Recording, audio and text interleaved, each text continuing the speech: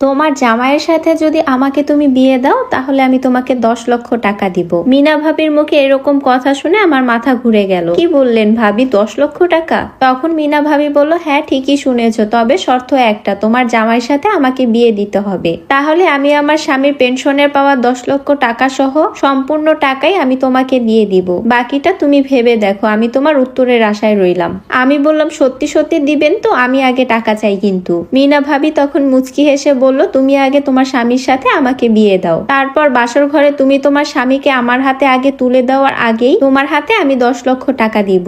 আমি বললাম, আচ্ছা ঠিক আছে, আমি যেভাবে হোক আমার স্বামী সাগরকে আমি ম্যানেজ করছি, সাগরের সাথে আমি আপনার বিয়ে দিবই ভাবি। মিনা ভাবি বলল, ঠিক আছে, আমিও দেখি তুমি সত্যি কাজটা করতে পারো কিনা। রাতের বেলা অফিস সেরে আমার স্বামী বাসায় আসলো। আমার স্বামী রুমে যাওয়াতেই আমিও রুমে গিয়ে 1 কাপ কফি নিয়ে বললাম, এই নাও গরম গরম কফি খাও। আমার স্বামী তখন কফির কাপটা হাতে নিয়ে বলল, বাহ, আজকে আমি বলার আগে এত তাড়াতাড়ি কফি চলে আসলো। আমি বললাম, বারে এমন ভাবে বলছো যেন আমি আমার স্বামীর কোনো সেবা যত্নই করি না। আমার স্বামী তখন আমার হাত ধরে বলল, না না, আমি সেটা বলতে চাচ্ছি না, তুমি আমাকে অনেক ভালোবাসো সেটা আমি জানি।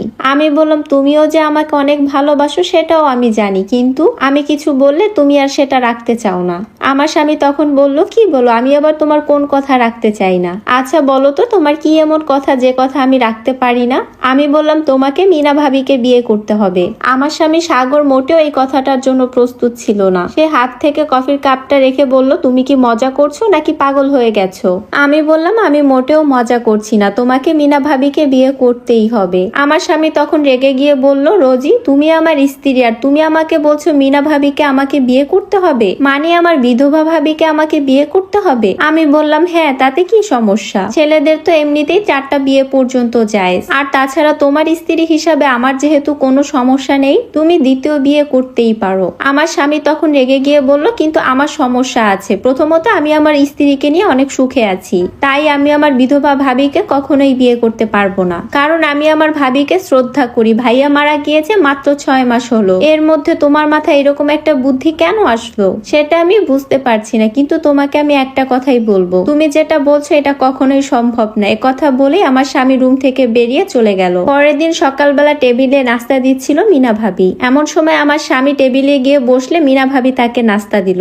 আমার স্বামী তখন ওর ভাবিকে বলল, ভাবি তোমার কোনো সমস্যা হচ্ছে না তো? মিনা ভাবি তখন বলল, না না ভাই, আমার কি সমস্যা হবে? তুমি আমার যেভাবে খেয়াল রাখো, যে কোনো কিছু দরকার হলে তুমি আগে থেকেই নিয়ে আসো, আমার কোনো সমস্যা হচ্ছে না। সাগর তখন বলল, ভাইয়া নেই, সেই দুঃখটা এখন আমি পুরোপুরি ভুলতে পারিনি, আর তুমি তো তার স্ত্রী, তোমার মনের অবস্থাটা আমি বুঝি, তাই আমি যতটুকু পারি তোমাকে ভালো রাখার চেষ্টা করি। তখন ওদের কথার মাঝখানে আমি এসে বললাম, অবশ্যই তোমার ভাবিকে তোমার ভালো রাখা উচিত। আমার স্বামীকে আমি বললাম, তাই বলছি তুমি তোমার বড় ভাবির দায়িত্ব নাও, তুমি ওনাকে বিয়ে করো। তখন আমার স্বামী রেগে গিয়ে দাঁড়িয়ে বলল, ওনার দায়িত্ব নিতে হলে ওনাকে বিয়ে করতে হবে কেন? আমি এমনিতেই ভাবির যা লাগবে তা আমি সবকিছুই এনে দিচ্ছি।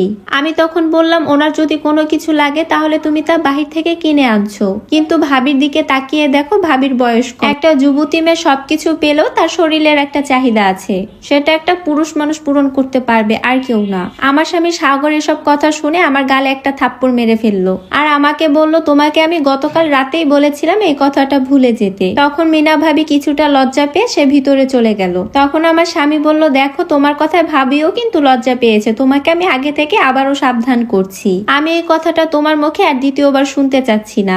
এ কথাগুলো বলে আমার স্বামী অফিসের দিকে চলে গেল, আর আমি ভাবতে লাগলাম কিভাবে এই ব্যাপারটা ম্যানেজ করা যায়। ঘন্টা খানিক পর আমার স্বামী অফিসে বসে বসে কাজ করছিল। এমন সময় আমার স্বামীর ফোনে তার বড় ভাবি মিনা ভাবির কল আসলো। আমার স্বামী তখন ফোন রিসিভ করে বলল, হ্যালো ভাবি, বলো, তোমার কিছু লাগবে? তখন মিনা ভাবি আমার স্বামীকে বলল, তুমি দয়া করে ছুটি নিয়ে তাড়াতাড়ি হসপিটালে চলে আসো। আমার স্বামী বলল, কেন ভাবি, কি হয়েছে? কোনো সমস্যা? তখন মিনা ভাবি বলল, আরে বলো না, রোজি তোমার বউ ওয়াশরুম পরিষ্কার করার লিকুইড খেয়ে ফেলেছে, ওর মুখ থেকে ফেনা বের হচ্ছে বলে আমি ওকে কোনো রকমে হসপিটালে নিয়ে এসেছি, তুমি তাড়াতাড়ি আমাদের বাসার কাছের হসপিটালে চলে আসো। আমার স্বামী বলল, আচ্ছা ঠিক আছে ভাবি, আমি এক্ষুনি আসছি। আমার স্বামী তখন অফিস থেকে ছুটি নিয়ে তাড়াহুড়া করে হসপিটালে এসে দেখলো একজন ডাক্তার আমার পরীক্ষা করছে, আর ডাক্তার আমার স্বামীকে দেখে বলল, এখন উনি বিপদ মুক্ত, এখন আর কোনো সমস্যা নেই, এখন আপনারা ওনার সাথে কথা বলতে পারেন, তবে কম কথা বলবেন। এ কথা বলে ডাক্তার চলে গেল। আমার স্বামী তখন আমাকে বলল, তোমার কি মাথা খারাপ হয়ে গেছে? তুমি এসব কেন করছো? তোমার আমি কিসের অভাব রেখেছি বলো? তখন আমি বললাম, তুমি আমার একটা কথা রাখছো না কেন? আমি বললাম আমি কি বা চেয়েছি তোমার কাছে এমন? আমি তো শুধু বলেছি তুমি মিনা ভাবিকে বিয়ে করো। মিনা ভাবি তখন আমার আর আমার স্বামীর কথার মধ্যে অনেক ইতস্ত বোধ করছে।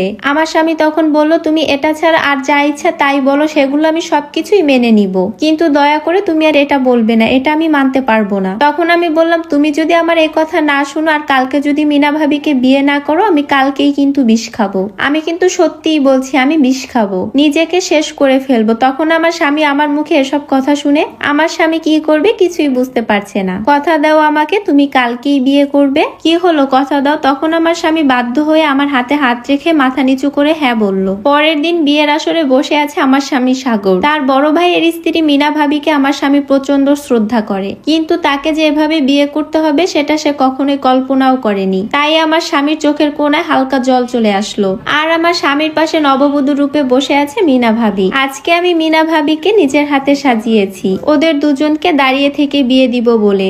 এমন সময় কাজী সাহেব এসে পড়লো। এসে আমার স্বামীকে দেখে বলল, সাগর সাহেব আপনি?